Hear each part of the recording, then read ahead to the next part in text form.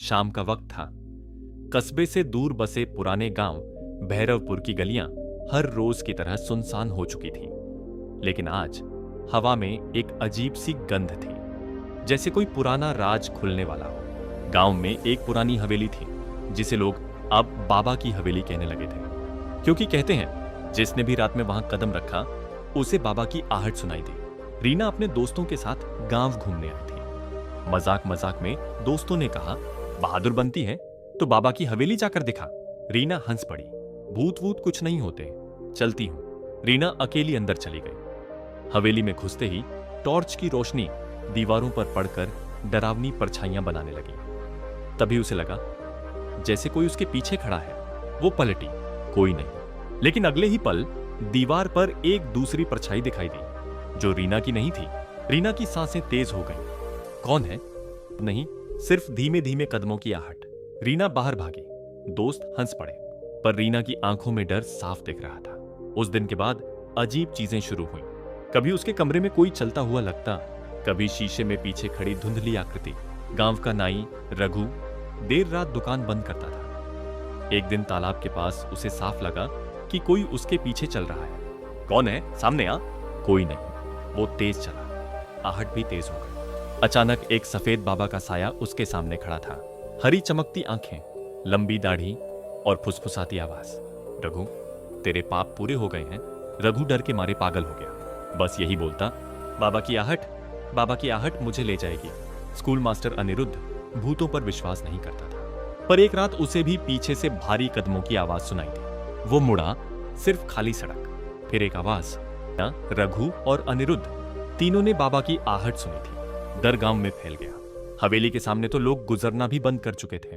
एक रात सविता तुलसी को दिया जला रही थी, पर जैसे ही दिया जला, हवा का झोंका आया और दिया बुझ गया। सविता ने माचिस जलाई। आंगन के कोने में एक लंबे कद वाले बाबा का साया खड़ा था। सफेद कपड़े, बाल खुले, आंखें लाल। और सुनो, वो उसके कान में फुसफुसाया, तुम्हें लेने कोई आ रहा है।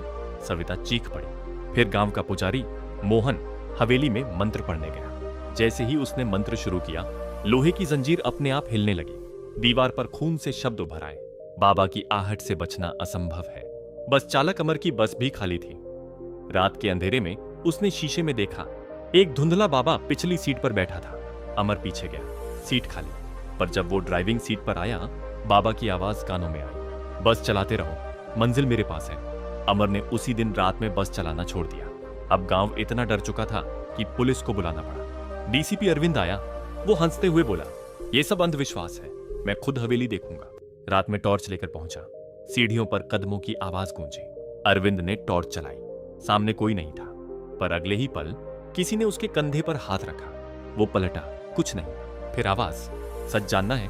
तहखाने में उतर।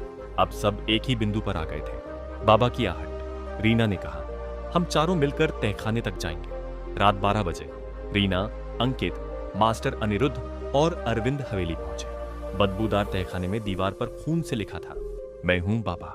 100 साल पहले मुझे धोखे से यहां जिंदा दफनाया गया था। मेरी आहट अब श्राप बन चुकी है। तभी एक सफेद धुंधला बाबा का साया सामने आया। रीना कांप गई। अचानक दीवारें हिलने लगी, छत से मिट्टी गिरने लगी। बाबा की आवाज गूंजी, जो मेरे राज तक पहुंचता है वो भी आहट से नहीं बच सकता। चारों भागने लगे, हर तरफ से आहट, कभी पास कभी दूर। तभी अरविंद चिल्लाया, इस हवेली को जला दो। बाबा का शरीर जलेगा तो आत्मा मुक्त होगी। सबने मिलकर हवेली में आग लगा दी। अगले दिन पूजा हुई। गांव में कई साल बाद शांति आई। सबने सोचा बाबा की आहट खत्म हुई। पर एक रात रीना पढ़ रही थी। खिड़की से हवा चली। उसे लगा कमरे के कोने से कदमों की हल्की आहट आ रही है। रीना डरते हुए बोली, कौन है? कोई जवाब नहीं, सिर्फ वही बाबा की आहट। कहते हैं एक बार जिसने यह आहट सुन ली, उसकी जिंदगी कभी पहले जैसी नहीं रहती। आहट सिर्फ आवाज नहीं, एक अदृश्य साया है